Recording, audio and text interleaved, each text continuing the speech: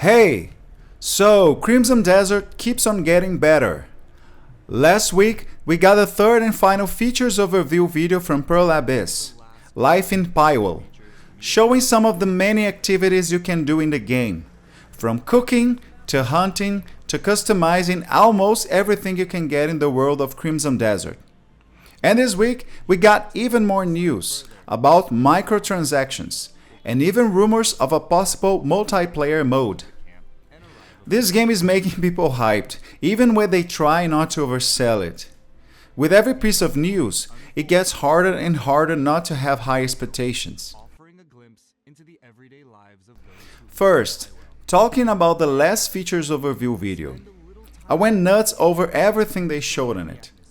I always expected the game to have a lot of freedom and activities you could do while playing it, but never this much. I've been trying to keep my expectations at a reasonable level, especially since I'm still not sure how the story will turn out.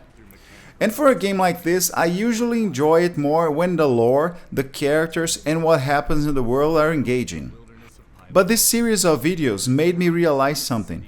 Even if the story isn't that good, the gameplay will easily carry the game. Now, not all the activities are things I'm interested in doing, like fishing for example, which I usually only do to complete quests and earn rewards.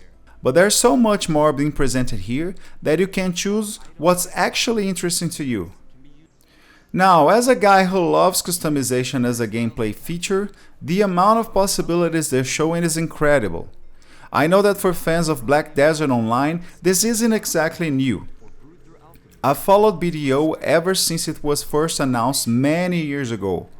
The only thing is, I'm a single player type of gamer, so I've tried to enjoy MMOs before, but the online part is what always pushes me away. I just can't get into it, even though world building and other features are very well done. So yeah, we are seeing a lot of features that are common in MMOs.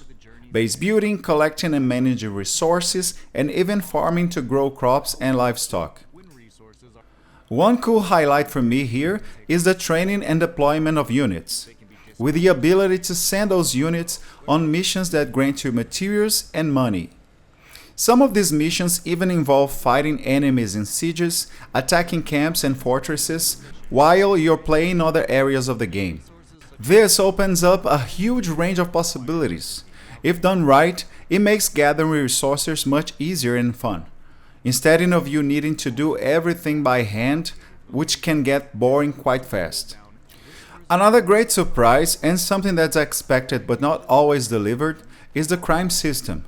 Usually, we expect to at least be able to fight NPCs and act freely in the world, instead of being locked into only doing what the story allows you to do.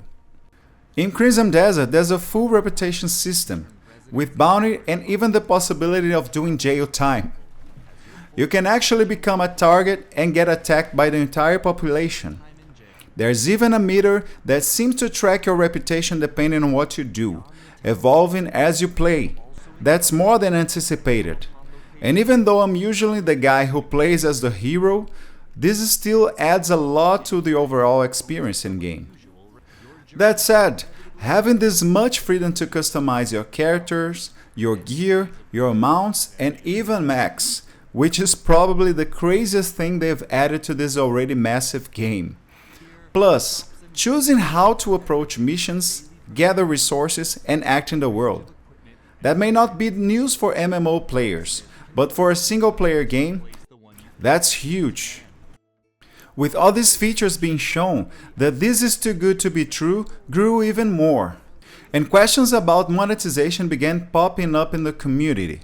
Since Pearl Abyss is known for creating Black Desert Online, people were wondering if they might pull the microtransaction card with Crimson Desert. But recently, on an episode of Dropped Frames, Will Powers, the PR and marketing director of Pearl Abyss, confirmed that the game will not have microtransactions at launch. From his own words, he said, "This is made to be a premium experience that you buy and enjoy the world, and not something for microtransactions." He even clarified further, "It's a monetization model. If you do free to play, then you need to make up the revenue in a different way. This is a premium experience. That is the transaction. Like, full stop. That statement made the rounds across the internet. People praised both the message and the game. A project of this scale, with so much to do, being a one-time purchase, it's incredible.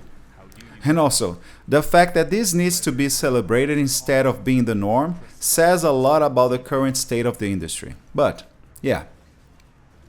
Some people pointed out something interesting though. Will specifically said, at launch. And that opens the door to more questions. Which brings us to the rumors we've been hearing, and also comments from a recent Q4 2025 earnings call. During that call, executives mentioned the possibility of adding DLC and even multiplayer in future updates, depending on sales performance. What many people don't know is that Crimson Desert was originally planned and announced as another MMO from the company. It was supposed to follow the success of Black Desert Online. So, when we hear at launch, it might not mean they plan to add microtransactions to the single-player experience later. It could simply mean they're leaving the door open for multiplayer in the future. Of course, this is all speculation, based on statements and executive interest in expanding the game into an online mode. We'll have to wait and see what actually happens after launch. But for people who enjoy multiplayer, this could be exciting news. And honestly, with everything the game already features, multiplayer would fit naturally if implemented well. Like I said earlier, this started as an MMO project. They built the engine from ground up, and there are probably stuff we haven't even seen yet. They've showcased a lot, but I feel like there's still so much more they haven't shown. Again, I've tried to temper my expectations, but it's hard not to get excited. While most people's eyes are on GTA at the end of the year, this is the game I've been waiting for. I'm a huge fan of sword and medieval fantasy games, so this is way more up my alley than GTA. And Crimson Desert is getting very close now.